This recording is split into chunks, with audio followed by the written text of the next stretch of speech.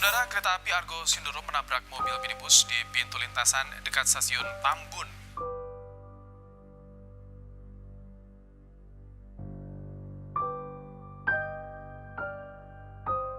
Inilah visual amatir warga saat kereta api Argo Sindoro terlibat kecelakaan, tepatnya di jalur stasiun Cikarang Tambun. Ada yang lewat tuh, seng. Gue notice dong, apaan tuh? Gue nengok, dia belok bang. Set, di belakang gue, tiba-tiba dia nge-L gitu, set. Setak di depan alat komunikasi gue bang. Jelas, di situ, gue bilang ini gimana ceritanya, kan? Kuntilanak ya bang, jelas bang.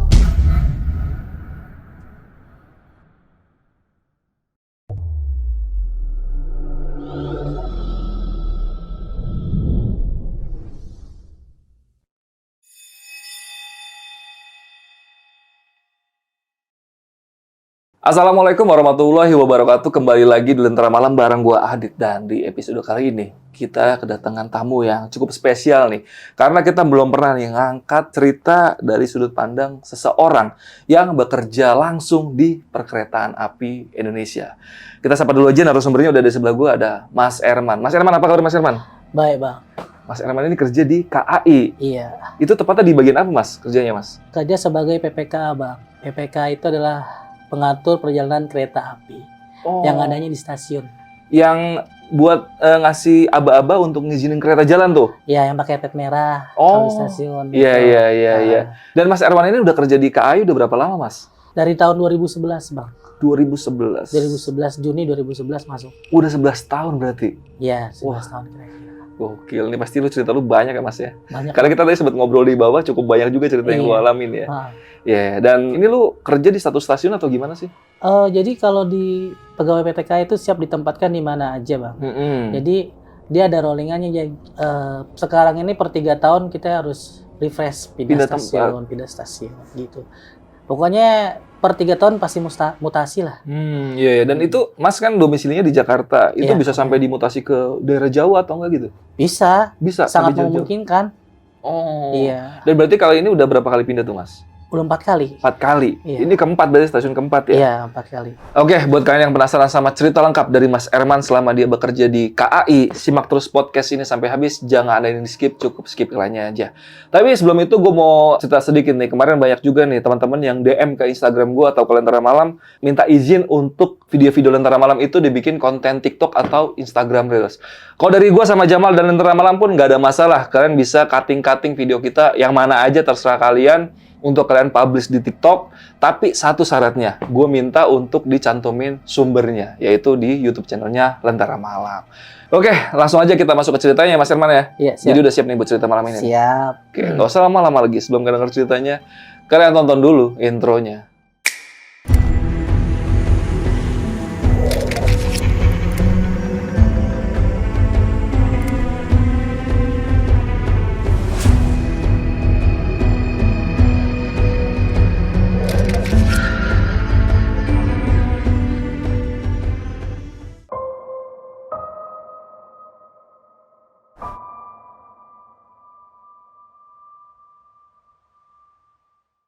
Sebelumnya mau ngejelasin dulu kan tadi PPK itu kan pengatur perjalanan kereta api ya.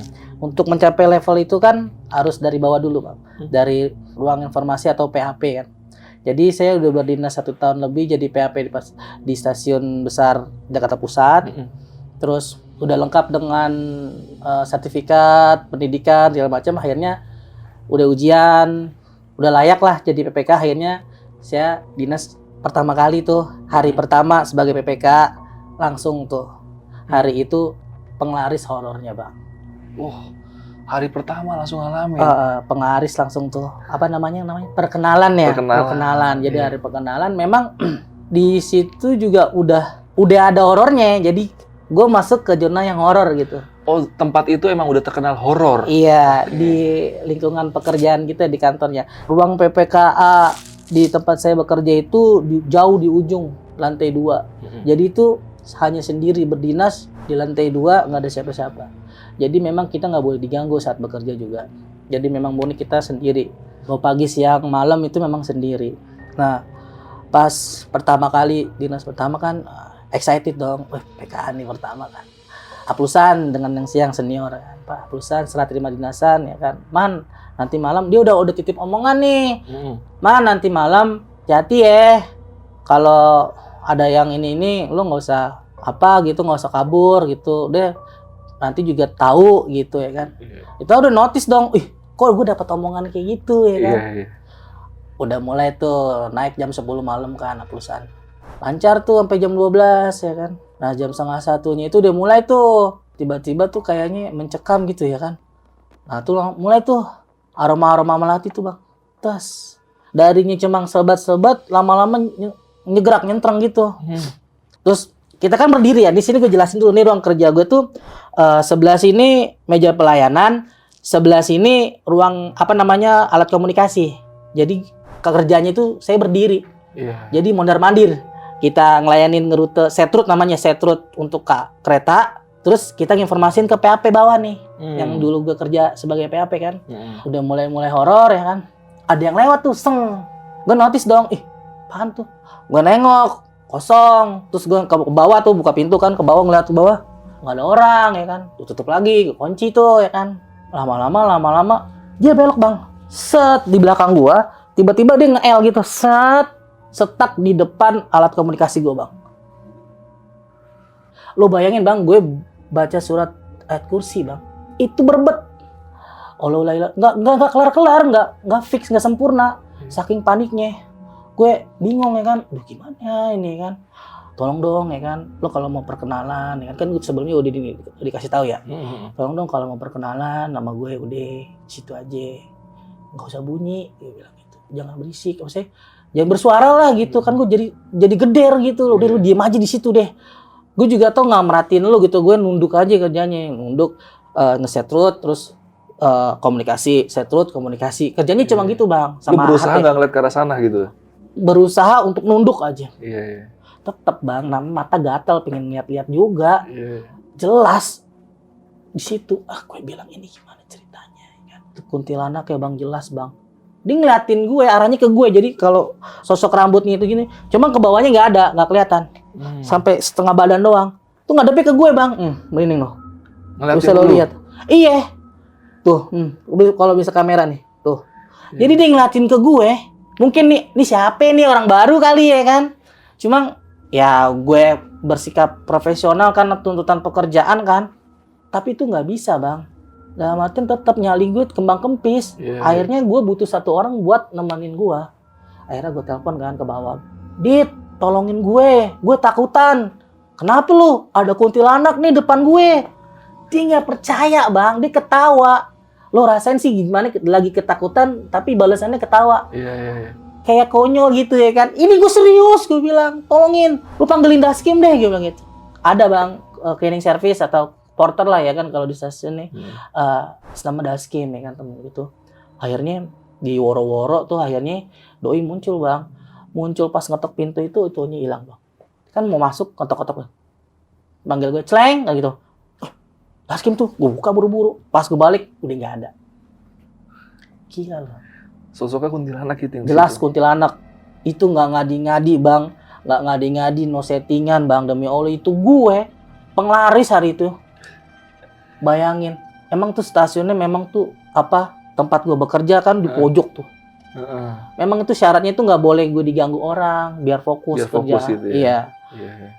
Itu paling parah tuh. Itu interaksinya setiap gue dinas ya, abis maghrib juga kadang dia lewat. Setelah perkenalan itu bang, dia mulai nggak maku, dia lewat. Pernah dia ngeliat seng, ya kayak gitu. Yang penting lu jangan bunyi aja. Nah kalau bunyi gue tinggal kabur bang. Itu sih kalau yang kuntilanak yang di kabin stasiun di Jakarta Pusat lah. Iya.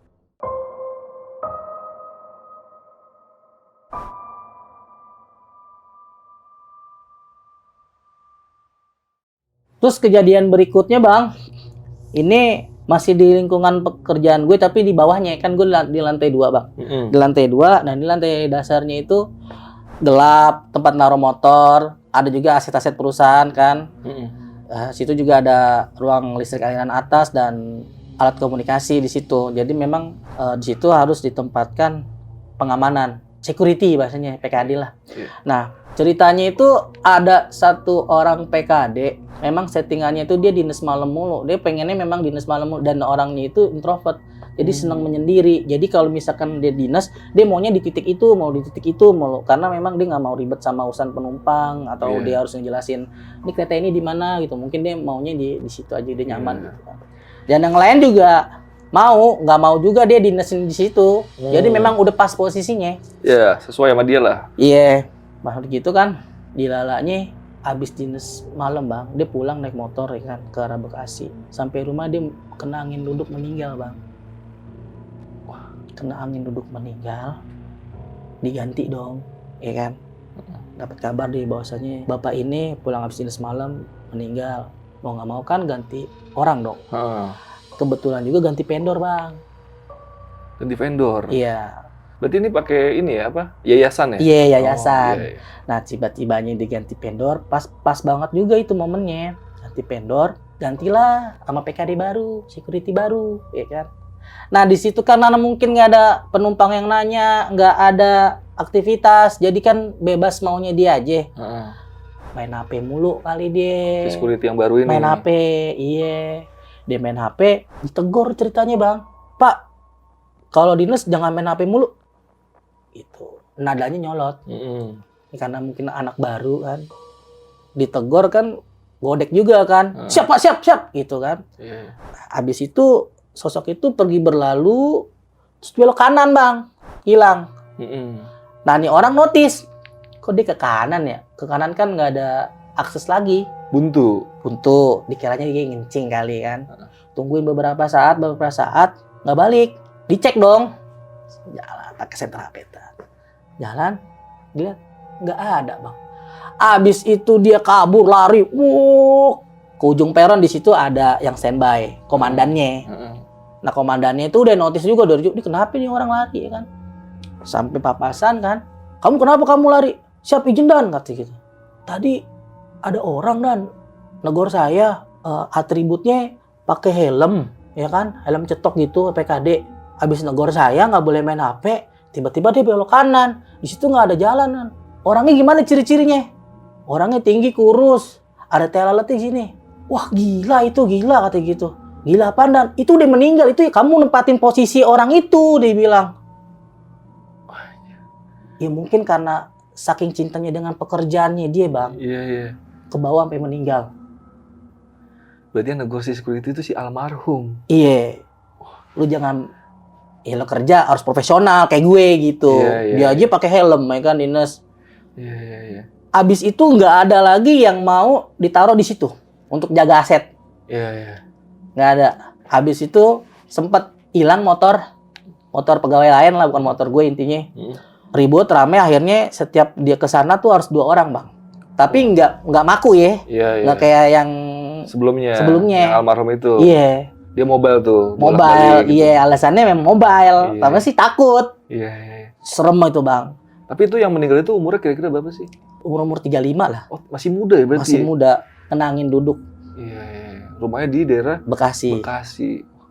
Rumahnya juga dari pusat ke Bekasi tiap Naik hari motor tuh. ya kan.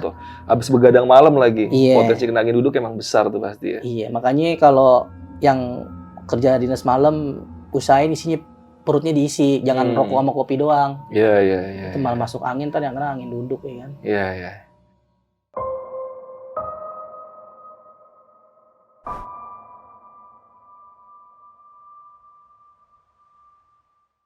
Cerita berikutnya nih, cerita yang menurut gue paling gokil sih bang ya.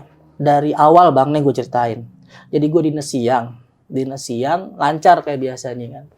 Masukin kereta, berangkatin kereta, masukin kereta gitu kan. Lancar, nggak ada kendala. Tiba suatu ketika gue mau masukin KRL ya kan. Masuk, gue udah seperti biasa kan, gue ngasih tahu ruang PHP. Masuk jalur 4, KRL. Dulu masuk jalur 4 bang, kalau sekarang masuknya jalur 6. Itu cluenya lah ya kan. Iya. Nah, masuk jalur 4, KRL, kok tuh KRL mandek, nggak prepal bahasanya. Bahasa kereta apinya nggak prepal, kok dia nggak maju-maju nih, kenapa ya kan? Gue telepon dong, pintu perlintasan, mandeknya di situ. Bang, kenapa bang berhenti? Dia bilang gitu. Ini bang, ada yang mau bunuh diri, dia bilang gitu. Terus ketemper. Enggak bang, untung masih kerem. Ya udah lanjut macet, gue bilang gitu. Lanjut macet nih, gitu kan. Emang pintu perlintasannya kan macet situ bang. Akhirnya gue telepon lagi, gue hubungin masinis pakai Sepura kan. Bisera kak, sekian gitu, diizinkan masuk jalur 4 stasiun ya kan. Kopi, dia bilang gitu nggak balas. Akhirnya dia masuk tuh jalur 4. Nggak lama kemudian dia pergi, gue berangkatin, ya dia pergi tuh.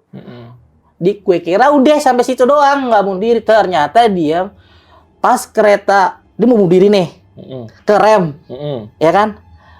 Sama warga sekitar nih kan jadi rame. Iya. Akhirnya kan dipinggirin.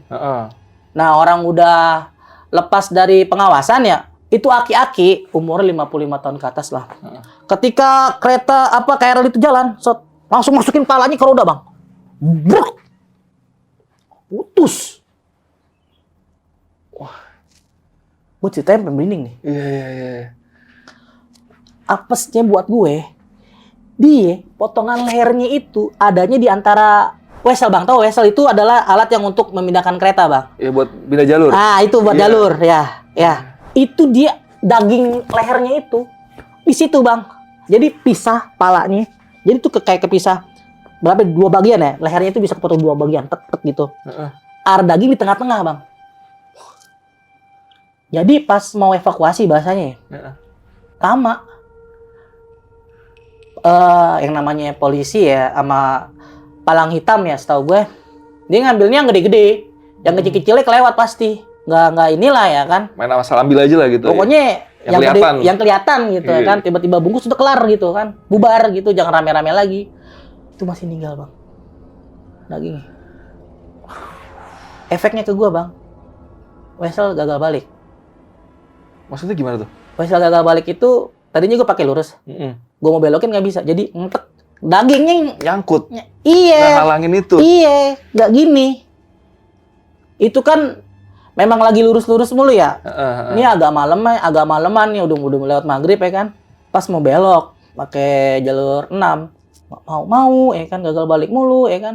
Nah ini ada balik lagi ke Daskim. Kim, lu cek dulu Kim, jalur 6 tuh nggak bisa dipakai juga. Weselnya nggak bisa dipakai. Gue bilang itu ngedip mulu, gue bilang gitu. Sebelumnya gue udah ngomong sama pintu perlintasan. Bang itu kenapa weselnya kok nggak bisa dibalik? Gue bilang gitu. Coba ada yang ganjel nggak? Gue bilang gitu. Biasanya kan ada yang iseng naruh batu lah, naruh botol lah, kadang-kadang gitu bang. Namanya orang ya. Oke bang ya kan, dicek. Pas dicek pertama kali nih, hari pertama nih. Waduh bang, kata gitu. Masih ninggal nih, kata gitu. Apaan bang? Iya ini lehernya. Gue sampai bingung bang. Lehernya masih ninggal. Iya. Ini gimana ceritanya masih ninggal? Terus lu, yaudah congkel, gue teriak-teriak gitu ya kan. Nggak berani bang. Akhirnya lama lagi tuh. Akhirnya gue lurusin lagi bang. Lurusin lagi kereta. Terus gue komunikasi sama bahwasanya wesel yang itu nggak bisa dipakai belok karena masih ada sisa-sisa tubuh dari orang yang bunuh diri tadi. Iya, orang atas ngerti kopi. Habis itu kan sama si Daskim dibersihin lah, kan? Dicongkel lah sisa-sisanya. Terus juga datang lagi polisi, terus ditaruh di kantong kresek kan, yang sisa lehernya gitu tuh. Iya. Taruh kantong kresek, ya itu pergi lagi gitu. Udah, tetap yang kecil-kecil itu masih ada bang. Serpihan-serpihan. Iya, masih ada yang kulit-kulitnya itu yang nempel di besi. Nah ceritanya tuh gue itu kan dinas yang pertama, ini dinas yang kedua. Efeknya udah lepas Isa ya kan, biasa mau dipakai belok lagi. Biasanya kan kalau itu kan buat stabingan, gue besok jalur 6 tuh dulu. Kok gagal balik lagi, apa masih ada dagingnya kan, gue pikir gitu ya. Terus biasa gue telepon lagi pintu perlintasan, gue nadanya harus kenceng karena kan dia kendaraan berisik. Jadi gue nggak marah sebenarnya. Gue bilang, bang lu periksa dulu itu, nggak bisa itu, weselnya coba lihat dulu. Kopi bang, ya kan ke center tuh, senterin. Dia udah notice bang, udah ngeliat. Lah, si aki-aki, dia berdiri di atas motor wesel bang. Si aki-aki berdiri di atas motor wesel, senterin. Mau gimana lagi? Gue bilang, lu serius lu? Iya bang. Gue ada Daskim kan. Kim coba Kim, sana Kim. Kali aja yang masih nyangkut lagi, belum bersih lu seka, gue bilang. Lu bawa ember sama gayung deh, sama sabun deh. Lu bersihin deh, lu lap deh, gue nggak mau tahu, gue bilang gitu kan. Setengah marah tuh, karena lu kerja 2 kali lo, gue bilang. Akhirnya dia muncul tuh lari kan. Dia bawa HT ngomongin gue. Fleng, masih ada nih, dia bilang gitu. Lu gimana sih Kim? Ya kan gue marah-marah gitu di HT. Lu kerja 2 kali lo, gue bilang. Itu angkatin dulu dong, seka kek, gimana pakai koran kek, gue bilang gitu. Masih ada bang. Jadi itu yang mungkin mengakibatkan si aki-aki itu belum sempurna kali. Iya. Masih ada itunya ya. Habis itu gue bilang, lu beli sabun kayak apaan kayak kan gitu di HT. Kopi dia bilang gitu kan. Seka tuh sama dia 15 menit. Ketahan kereta 15 menit nggak apa-apa dah, gue bilang, daripada gue lurusin lagi 2 kali kerja bang. Iya. Jadi kalau misalkan gue lurusin, jadi nanti harus langsir baru mundur ke jalur 6. Kalau misalkan langsung ke 6 kan enak, langsung putus lokomotif langsung pulang, gitu lah langsir lokomotif. Daripada kerja 2 kali, mending nunggu dulu dah, gue bilang. Akhirnya dibersihin sama dia. Gue balik, alhamdulillah bang, masalah bisa. Bisa. Setelah dibersihin. Dan alhamdulillahnya besoknya hujan. Iya. Jadi seenggaknya udah kesapu lah ya. Kesapu, bener. Kesapu. Itu berarti yang lihat si sosok aki-aki itu berdiri di situ, itu teman lu? Itu pelintasan. Dia yang bilang sampai, bener bang, ngotot. Kalau orang ngotot biasanya bener bang. Iya. Nggak bohong-bohong ya. Kalau gua ngerasa apa sih di gue tuh Wesel nggak bisa digunakan dengan semestinya gitu. Balik lagi, gagal balik namanya. Iya. Itu. Tapi dia yakin banget itu kakek-kakek yang tadi siang bunuh diri sepertinya. Kan dia kenal. Kenal gimana maksudnya? Kan orang warga sekitar. Wah. Warga sekitar. Dia kenal sama almarhum itu? Iya. Tahu lah, kan biasa dia kalau misalkan sore itu suka duduk-duduk di dekat-dekat rel gitu. Iya. Kan orang-orang situ kan nongkrongnya dekat rel bang. Iya. Jadi ya begitulah. Gila ya. Siangnya bunuh diri, tapi ketahuan nggak penyebab dia bunuh diri itu kenapa? Ya mungkin tekanan ekonomi mungkin sih. Ya. Ekonomi sih mungkin. Karena emang sekitar situ kayaknya gue tahu tempatnya itu kayak menengah ke bawah banyak di situ soalnya. Iya. Banyak juga yang gubuk-gubuk liar. Iya. Mungkin karena ekonomi akhirnya itu yang diambil. Iya.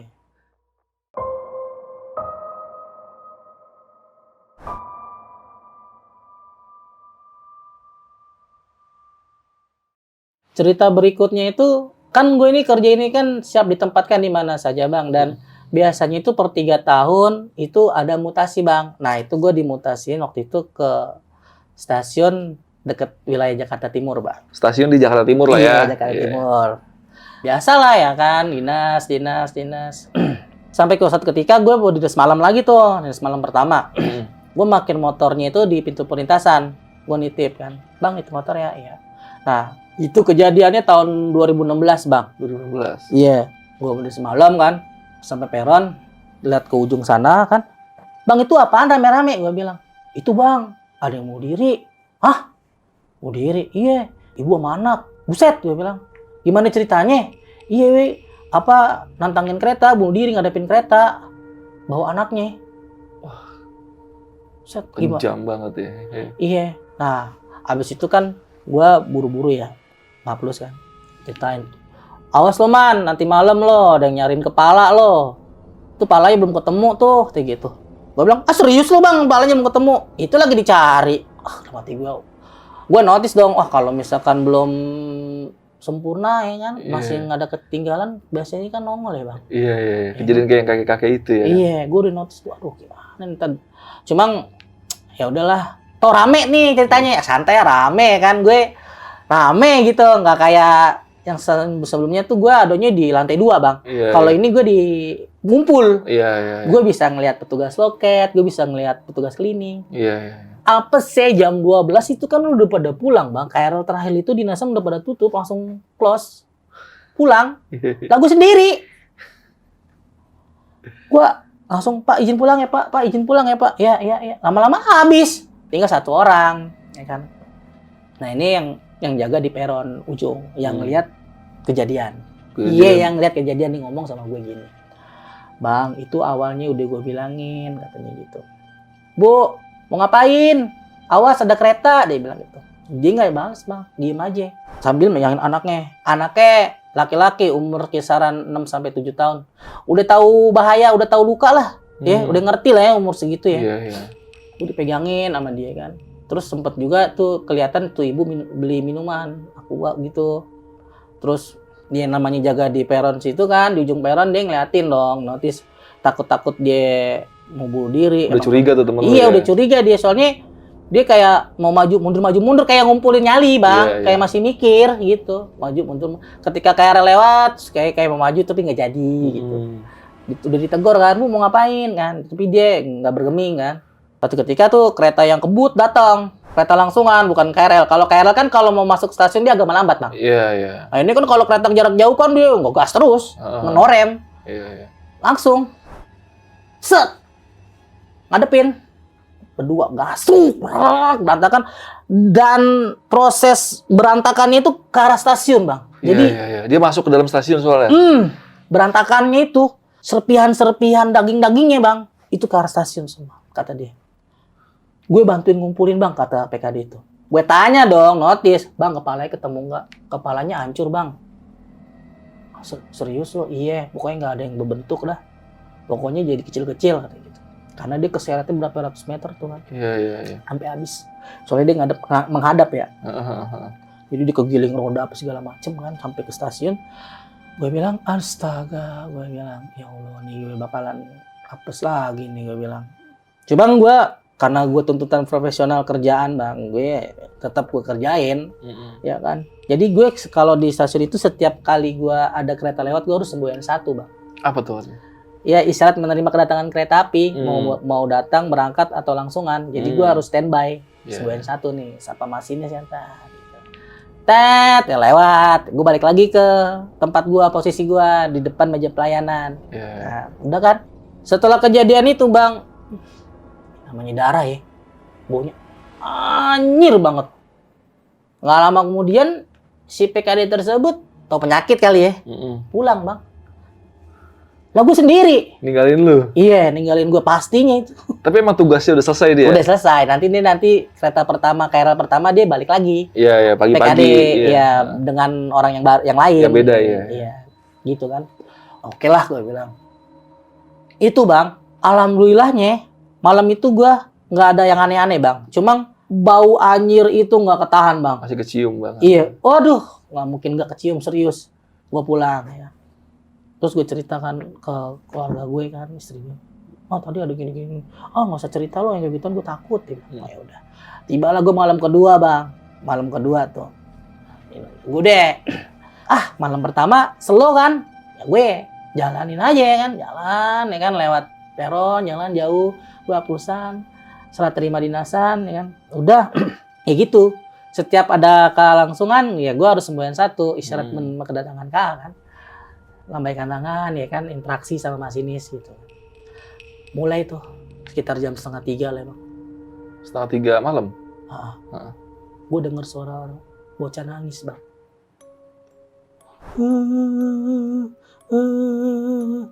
Jelas banget, Bang. Gue bingung ya kan, ini arahnya dari mana ya. Gue cari-cari tahu dong, nggak nemu, Bang. Tapi itu jelas. Kadang kenceng, rasanya deket, kadang rasanya jauh. Dia pindah-pindah tuh. Cuma gue pikir gue udah tahu dong, ini kan kejadian yang kemarin. Cuma lo deh yang tenang deh ya kan. Insya Allah lo nggak berdosa lah kan, lo nggak ada andil ya di bawah orang tua lo ya kan. Ya semoga aja lo tenang, diterima di sisinya. Ya gue kirim juga Al-Fatihah kan, walaupun gue nggak tahu namanya kan, gue kirim Al-Fatihah supaya lo tenang gitu, nggak jangan gentayangan di stasiun kan jadinya kan efeknya jelek. Tetep, Bang, itu bukan gue doang yang nerima. Teman-teman gue yang lain dinasan 3 orang kan, satu dinasan 4 orang. Itu semua ngalamin. Gile lo, Man. Lu denger nggak? Ya, iyalah. Bocah kan nangis. Iya. Tapi maknya nggak dengerin, gue bilang gitu. Bocahnya doang. Karena mungkin tuh bocah memang merasa terpaksa atau dipaksa untuk ikut sama maknya. Dan mungkin dia nggak tahu apa-apa ya. Iya. Jadi dia, kenapa sih gue diajak mati kan gitu ya? Iya. Dia nggak nerima. Makanya ya nangis. Kan gitu kalau bocah kalau nggak mau dipaksa apa itu nangis kan, biasanya nangis. Iya. Ya dialanya orang tuanya mungkin ya udahlah itu jalan pilihan hidupnya dia ya. Ya untungnya sih gue nggak nemuin dia, Bang. Cuma anaknya tuh nangis, Bang. Itu lama, Bang. Lama enggak. Tapi sosoknya nggak kelihatan. Alhamdulillahnya cuma suara doang. Iya. Alhamdulillah. Karena apa, Bang? Besoknya langsung hujan. Iya, iya. Kembali lagi ke sapu lagi tuh, itu-itunya. Iya, alhamdulillah besoknya langsung hujan. Iya, iya.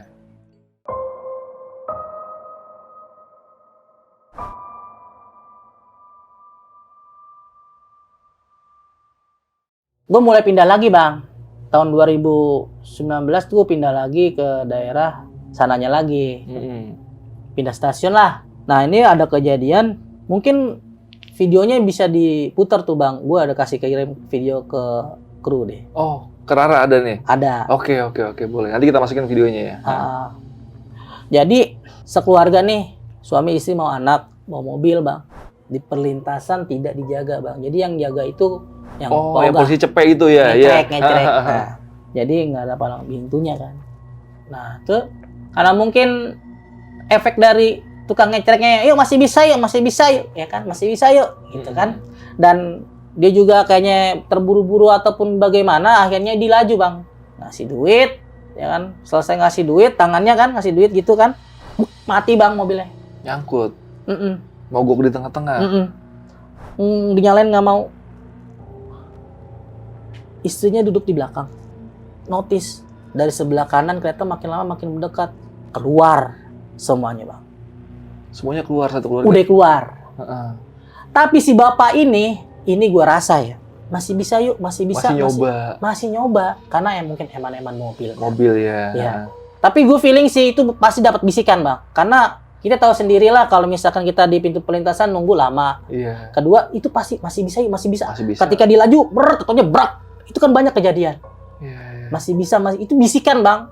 Makanya itu bisikan-bisikan yang di perlintasan itu kan bahaya. Mending kita sabar gitu. Iya.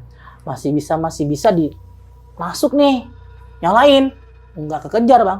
Langsung bam. Keseret 300 meter bang.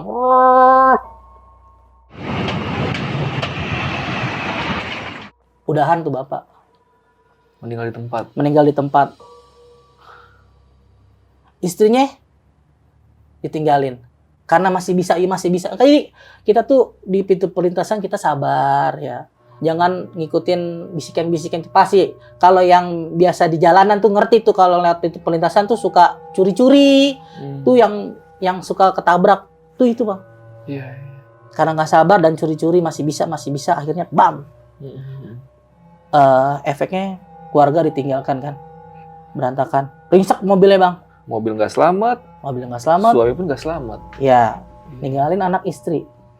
Kejadiannya bang, di malam itu beberapa kali mobil dengan warna yang sama, dengan jenis yang sama lewat.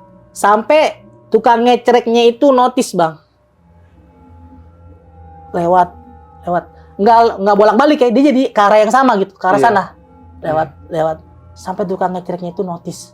Dan bubar. Gue dengar ceritanya nih, semingguan lewat dari Isya atau jam berapa gitu, udah bubar, nggak ada lagi yang ngecrek. Padahal kan masih ada lah ya kan, 1212 mobil yang lewat. Iya. Itu bubar bang. Mobil yang sama, jenis yang sama, warna yang sama, lewat. Berkali-kali. Iya. Dan kemungkinan itu korin dari almarhum. Bisa dikatakan begitu bang. Karena gimana sih ya, jenisnya sama, mobilnya sama gitu ya kan. Sampai tuh tukang ngecreknya sampai sadar dia. Nih kok lewat lagi. Tadi udah lewat kok lewat lagi gitu. Oh jangan-jangan ya udah mulai tuh bubar. Kacau loh. Itu sempat viral loh bang. Iya. Itu viral. Di daerah mana itu? Jawa Barat lah ya. Bisa disebutin, boleh sih disebutin bang. Ya? Sempat viral tuh Bekasi Kesanaan. Ya? Iya, Bekasi Kesanaan. Di perlintasan liar ya, yang nggak dijaga. Iya, yang nggak ada pintu perlintasannya ya. Iya, yang sama tukang ngecrek. Nah itu misalnya kan kalau misalnya pintu perlintasan yang udah nggak ada penjaganya nih kan pergi tuh, itu gimana tuh orang-orang yang mau lewat tuh? Feeling sendiri dong kayak gitu?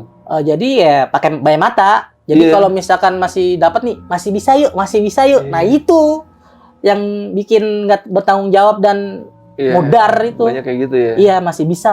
Akhirnya ya gitu ya kan. Makanya kalau kita di pintu perlintasan itu ya sebaiknya kita bersabar, ikutin aturan lah. Kadang-kadang polisi cepet biarpun dia amatir, tapi kan dia lebih sering di situ daripada kita yang baru lewat situ ya. Dia tahu nih jaraknya kira-kira masih bisa apa enggak gitu. Iya. Oke, patuhilah peraturan lalu lintas. Nah, ini gue mau ngobrolin sesuatu yang paling legend di perkeretaan api Indonesia nih, Mas Herman. Apa itu, Bang? Yang pertama dulu deh. Ini kan kita lahirnya nggak jauh-jauh beda nih. Pasti kita pernah dulu sempat viral ya, belum ada sosmed ya. Itu di salah satu azan maghrib yang di televisi, di salah satu stasiun yang ada di Indonesia, itu pernah ada penampakan kuntilanak. Iya. Tahu nggak Mas itu, Mas? Tahu gue stasiunnya itu ya. Itu boleh nggak disebutin sih stasiunnya di mana? Tahu nggak sih? Gue penasaran sampai sekarang, ada yang menyebut di kota, di ini. Itu di Gambir. Di Gambir. Iya, di ujung, Heron. Iya. Di atas dong berarti? Iya, di atas. Oh, Di Gambir itu. Di Gambir itu? Iya. Itu bener sosok kuntilanak atau Itu emang? kuntilanak. Emang kita bilang tadi kan, di setiap kantor PPK itu kan karena mungkin dia sendiri gitu kan, ada yang nemenin kunti. Itu Tapi di lu Gambir. tau nggak cerita tentang kuntilanak itu? Kalau yang Dari itu- desas-desus orang-orang kereta deh. Kalau biasanya yang kayak itu begitu mah ya nggak jauh, Bang, dari yang ketemper ya kan. Ketabrak gitu Iya, ya? yang jasadnya nggak utuh masih dicari-cari gitu, yang masih nyisa. Ya, Kan biasanya begitu, karena dia masih nyisa anggota tubuhnya, dia masih nyari, Bang. ya, Tapi biasanya kalau utuh mah alhamdulillah kayaknya enggak. Ada beberapa yang ngetemper utuh gitu ya, cuma ngerengat doang gitu lah ya kan. Nggak jadi kecil gitu. Nggak jadi horor, nggak jadi misteri gitu. Cuma Iya, kalau iya. yang berantakan itu udah pasti jadi, Bang. Saya Karena menampakkan dia diri ya? belum sempurna. Iya, iya. Mm-mm. Mungkin nanti gue tampilin footage-nya dari kuntilanak tersebut kalau masih ketemu ya, karena dulu belum zaman sosmed, itu masih nongolnya di TV ya. Iya, itu TV tuh ya, Bang. Iya, itu viral tuh di mana-mana. Iya. Lagi azan maghrib ada sosok kuntilanak. Iya, yang di tengah. Wah, itu Gambir berarti Gambir. ya? Gambir ya? Nah, Oke, Gambir oke. kan warnanya hijau. Itu kan di Gambir ya? Mm. Itu gue pikir kuntilanak yang sama seperti yang lu lihat di tempat kerja lu yang pertama tadi tuh. Beda berarti ya? Kayaknya sih sosoknya beda, Bang. Cuman kayaknya yang namanya hantu penasaran yang meninggal tertemper kereta itu kan ujung-ujungnya mungkin jadi kuntilanak ya. Iya, iya. Ya mungkin di sekitaran lokasi itu aja, Bang. Iya, iya. Heeh. Berarti kan ini kan kalau yang kuntilanak di tempat lu itu yang pertama itu kan cukup ibaratnya nggak cuma lu doang yang lihat ya. Maksudnya Iya, banyak semuanya, orang yang lihat. semuanya. Itu ada yang tahu nggak sih itu korban kecelakaan yang mana, atau ada cerita dari balik kuntilanak itu, dapat cerita nggak dari teman-teman gitu? Kalau gua dengar cerita ya simpang siur. Cuma kalau gua bisa bicara di sini, gua dengar dari yang seniornya gua itu bilang sih ini ketemper kereta. Jadi dia nggak dengar, Bang. Jadi kalau misalkan langsiran mundur itu kan nggak ada suaranya, Bang. Jadi itu kalau palanya di belakang mundur gini kan, jadi dia ngebelakangin tiba-tiba tuh disundul, Bang, dari belakang, blek kegeleng. Oh. Itu sih ceritanya. Jadi Katanya dia nggak itu. ketabrak lokomotif ya. Heeh. Jadi dia ketabrak rangkaian yang mundur. Oh. Jadi masinis yang di depan nggak ngelihat, di langsir nggak ngelihat. Jadi dia membelakangi gitu. Kereta lagi jalan gini, tapi kereta tuh lebih cepat ya ke mundurnya, jeblek. Jadi dia kegeleng. Itu sih yang gue denger ya. Iya. Itu yang gue denger sih. Itu bukan bunuh diri berarti? Oh enggak. Kecelakaan berarti ya? Iya, jadi dia membelakangi kereta lah. Membelakangi Dia ngapain kereta. lagi jalan di rel kereta itu ngapain? Ya mungkin pada saat itu kan belum ada hiburan-hiburan HP, Bang. Jadi masih seneng-seneng di Nongkrong di pinggir nongkrong kereta, Kan main-main sampai di saat ini situ. masih banyak, Bang. Masih banyak ya? Masih banyak orang-orang yang nongkrong di pinggir kereta, masih banyak. Buat ngeliatin kereta gitu Iya, ya? kadang juga kereta mau deketin narsis, ya kan? Taunya dia ketemper. Tuh ada tuh, Bang, videonya, Bang. Ada kayak gitu? Ada yang laki-laki mau Selfie? selfie, taunya ke body sama kereta. Ada itu kan. Itu kan kereta tuh besi bertonton ya? Kesamber udean. Ketoel dia jalan pelan aja udah... Kenanginnya. Iya, iya. Kenanginnya udah jatuh loh pasti. Wah, gila, gila.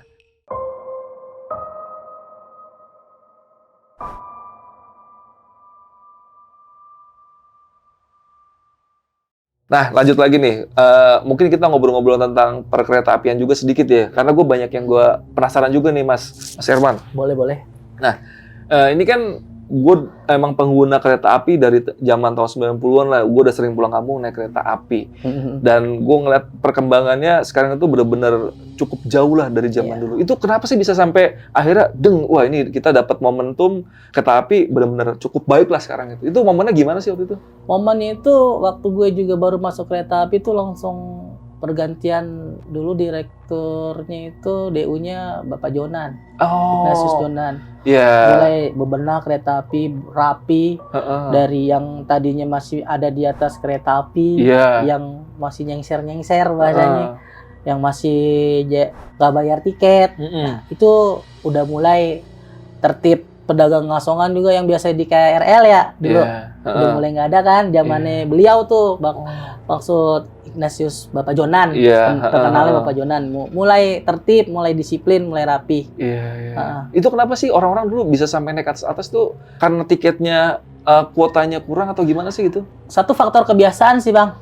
Kalaupun dia bisa duduk di bawah karena dia udah biasa di atas, dia di atas Bang. Faktor kebiasaan dari orang tersebut. Ya kalau kita biasanya di bawah nggak mungkin ke atas Bang. Faktor kebiasaan. Wah, itu kalau zaman 2010 ke bawah ya. Iya. Itu kereta api udah kacau balau dari penumpang sampai di atas sampai jam datang berangkat pun itu sering terlambat banget ya. Oke, kalau dari zaman beliau ya, waktu saya 2011, beliau yang memimpin, Bapak Jonan. Alhamdulillah tertib. Nggak ada tuh kereta yang molor-molor, berangkat tepat. Nyampe pun harus tepat. Iya. Nanti dibilas, bahasanya dicuci, isi air, berangkat harus tepat. Jadi itu manajemen waktunya, itu beliau udah setting bagaimana caranya kereta api itu memperbaiki diri lah. Iya. Berarti emang Pak Ignatius Jonan itu benar-benar sistemnya itu yang dirubah sama dia. Sistemnya dirubah sama beliau itu yang paling kita ingat itu, dia menghargai jeripaya atau usaha pegawainya. Jadi pegawainya dulu yang dibahagiain sama dia. Iya, biar senang dulu nih. Jadi kalau pegawainya bahagia, kerjanya juga bahagia. Iya, betul. Kalau misalkan pegawainya nggak bahagia, banyak pikiran, kerjanya juga nggak benar. Iya. Jadi alhamdulillah semenjak beliau di posisi itu, ya kan, di totalitas dirombak, semuanya bagus kan. Dulu toilet bayar, beliau toilet gratis. Kereta tepat waktu mulu, ya kan, dari awalnya dari beliau sih. Jadi tertib, nggak ada juga pedagang asongan di atas, karena memang kan orang juga maunya naik kereta kan bersih, nyaman, itu sih.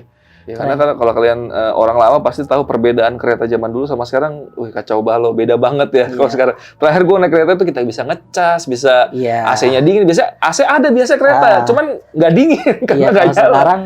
Kalau sekarang kita berbenah lebih baik menjadi baik, pokoknya terus berbenah supaya lebih baik Bang. Jadi penumpang juga akan balik lagi menggunakan jasa perkeretaapian. Iya, oke. Nah ini mungkin gue mau bahas salah satu tragedi yang cukup legend di dunia perkeretaan apian ya, Mas Erman ya. Ini tentang tragedi Bintaro nih Mas. Kita agak meleset dikit dari mistis ya. Oke.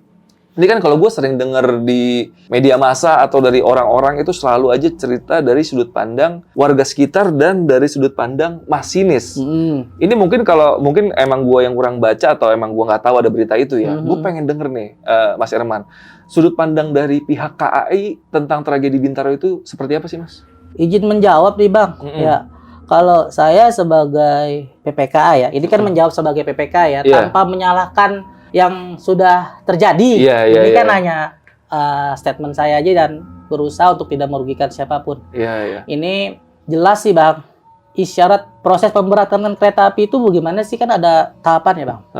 Jadi kereta api itu berangkat itu ada tahapannya. Satu, ya di luar jalur yang sudah saya siapkan itu ya, proses-prosesnya itu ada Bang. Cuma yang bisa saya jabarkan di sini adalah ketika mau memberangkatkan kereta api itu harus ada namanya semboyan 40 Bang. Semboyan 40 itu adalah izin dari PPKA kepada kondektur agar memerintahkan kepada masinis KA tersebut boleh berangkat. Izin berangkat dari PPKA. Itulah singkatnya. Nah, si kondektur yang menerima izin, yang menerima semboyan 40 dari saya, memberikan semboyan 41 Bang. Peluit panjang. Kepada masinis. Perintah untuk menjalankan KA tersebut. Itu perintah. Jadi yang memerintahkan kereta api itu untuk boleh berangkat, kondektur. PPK hanya mengizinkan semboyan 40. Izin, kondektur perintah, masinis semboyan 35. Suling lokomotif panjang. Ketika urut-urutannya sudah terpenuhi, boleh berangkat. Gitu. Jadi semboyan 40 izin, perintah, dimengerti, boleh berangkat. Gitu. Dan yang terjadi di Bintaro seperti apa tuh Mas? Kalau saya boleh mengeluarkan statement atau bicara ya, itu jelas saya ya, mohon maaf, itu jelas PPKA tidak memberikan semboyan 40, masinis dapat nggak 41 gitu. Kalau yang beredar di sosmed ya, katanya beliau ya tanpa mengurangi rasa hormat, beliau katanya nerima PTP. Iya. PTP itu apa lagi tuh? Pemindahan persilangan, Bang. Jadi misalkan dia biasanya bersilang di tempat A. Dia dapat bentuk, Bang, dapat kertas itu bentuk tanda tangan bahwasanya tuh dia pindahnya persilangannya di B gitu. Karena mungkin kereta yang dari arah lawannya itu masih jauh, jadi masih sempat pindahin ke B. Nah, tadi kita balik lagi, isyarat memberangkatkan KA itu gimana? Harus ada 40, 41. Bukan PTP loh ya. Jadi yang saya bisa bilangin, yang saya mengerti, yang saya tahu informasinya, begitu. Beliau ngerasa dia tuh pegangan di persidangannya tuh katanya dia udah PTP katanya. Tapi kan balik lagi, dapat 40 nggak? Dapat 41 nggak? Gitu. Gitu. Kalau misalkan dia dapat PTP itu bukan syarat untuk memberangkatkan KA. Kan? Bentuk itu ada lagi, Bang. Selain PTP itu ada bentuk lagi.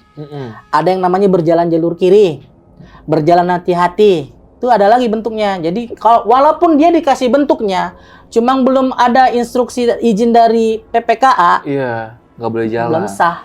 Walaupun ya kan kadang namanya kita dilintas ya, yang tadinya mau bersilang di sini tiba-tiba bersana karena memang lawannya masih jauh kan bisa aja. Masih ada nego di atas gitu. Oh nih katanya masih sempat pindah. Oke. Ini masih lama nih, disusul aja gitu. Itu ada namanya koordinasi OC, Bang. Jadi di bawah saya PPKA, di atasnya ada lagi OC. Pengendali pusat ada. Jadi kita kepantau, kita kerja pun kita kepantau, Bang. Kalau untuk bicara kasus Bintaro itu yang gue bilang tadi, 40, 41, dapat nggak dia masinis? Kalau masinis nggak dapat, jangan berangkat. Ini tanpa mengurangi rasa hormat ya. Itu, cuma ini kan abang nanya, saya jawab. Pokoknya kita di sini nggak mau salah-salahan lah. Sesuai job ya kan. Mungkin abang dengar dari versi beliau kan. Beliau. Saya juga tahu kan videonya. Saya juga bingung, kalau dapat PTP berangkat ya. Kan syarat memberangkatkan kereta api itu kan harus ada 40, 41, baru 35. Itu kan kereta penumpang ya, Bang? Kalau kereta barang, ya 40 aja. Karena kan nggak ada kondekturnya kereta barang. Berarti gue ada sedikit pencerahan nih tentang teknis yang ada di Perkereta Api Indonesia untuk syarat kereta jalan pun itu nggak cuma satu tahap, nggak cuma berangkat aja, enggak. Ternyata ada beberapa step yang harus dilewatin dulu sampai kereta itu jalan. Walaupun gue udah set route rute dari meja pelayanan gua gitu, udah hijau, jalur yang akan dilalui itu sudah aman, indikasinya lampu hijau semboyan 5, Bang. Tapi belum gue dapat semboyan 40, belum dapat 41, belum boleh berangkat. Karena kan di situ mungkin ada namanya proses naik turun penumpang, proses bongkar muat barang, kan gitu ya. Jadi ketika gua udah izinin, kondektur juga ngeliat sekeliling dulu. Oh udah aman nih buat diberangkatin, udah nggak ada proses naik turun penumpang, bongkar muat barang. Jadi dia berikan 41 perintah kepada masinis untuk KA tersebut berangkat. Gitu. Dan mungkin zaman dulu itu juga rel kereta masih satu jalur ya, Mas? Iya, Bang. Kalau sekarang kan buat kecelakaan tuh besar banget ya. Iya, kalau sekarang ini kan teknologinya juga udah maju, Bang. Dulu kan masih mekanik. Ya. Mekanik itu maksudnya gimana tuh? Mekanik itu bukan komputerisasi, Bang. Jadi mekanik itu sistemnya tuh tenaga manusianya. Jadi itu di handle. Dia diginin, maju, didorong. Masih tenaga manusia lah. Kalau sekarang kan udah elektrik namanya. Di lintas Jakarta ya. Pakai komputer. Jadi klik.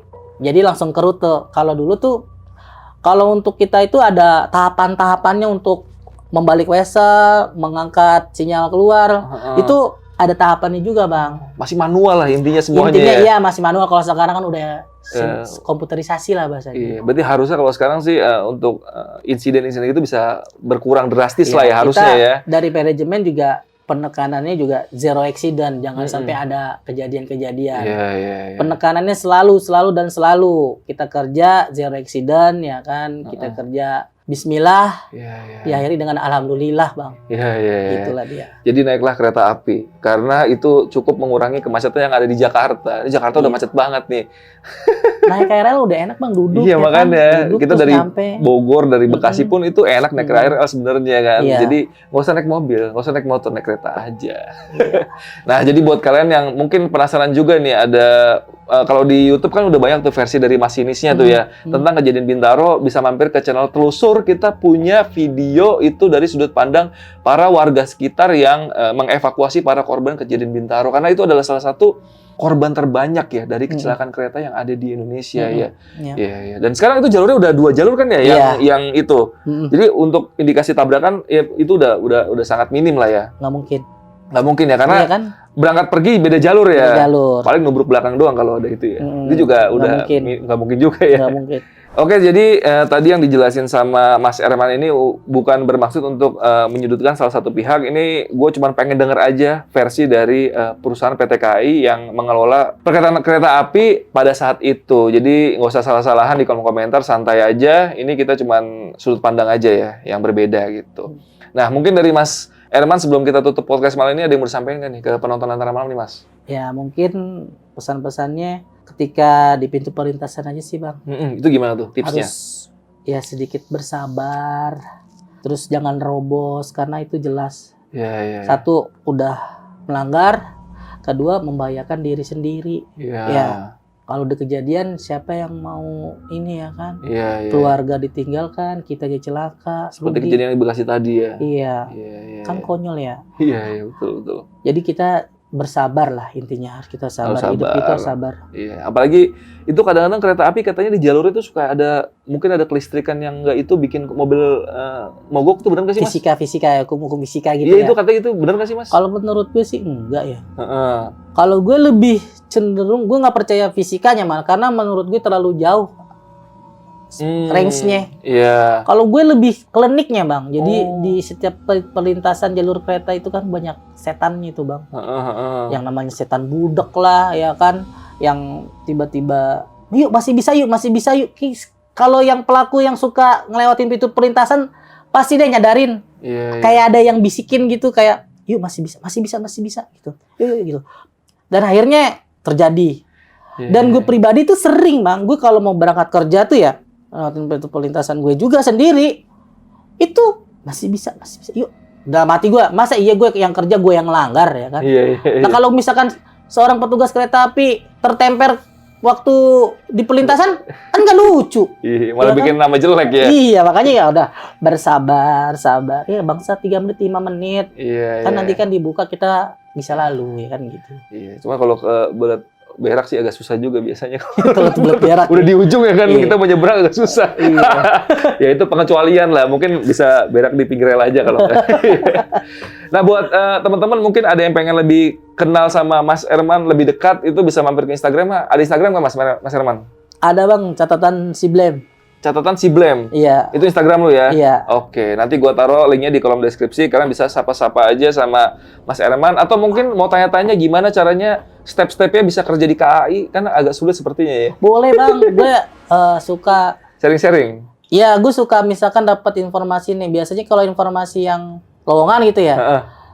Biasanya lebih tahu cepat orang dalam dulu. Misalkan ini mau ada lowongan nih, bentar lagi dibuka gitu. Iya. Kita udah lebih tahu dulu nih, 3 hari apa 4 hari, seminggu lah. Tuh, misalkan dari anak perusahaan, misalkan mau ada lowongan nih. Kita udah tahu duluan nih dari omongan dari yang leader-leader gitu, Bang. Bentar lagi ada lowongan.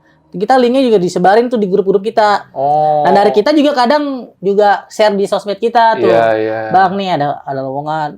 Di lingkungan kerja gue suka sharing tuh. Nih ada lowongan. Cuma balik lagi, satu kita harus kompeten, maksudnya ya. Nilai harus sesuai. Pasti sih syarat-syaratnya tuh ya. Nilai harus sesuai. Terus biasanya kalau nilai di kereta api itu minimal 7, Bang. Terus surat SKCK, surat anti narkoba, semuanya itu dilengkapin, di scan, dibikin format PDF, habis itu dikompres karena ukuran itu ada maksimalnya. Itu biasanya tuh yang bikin gagal di situ ya. Karena dia nggak ngerti cara mengkompres ukuran filenya.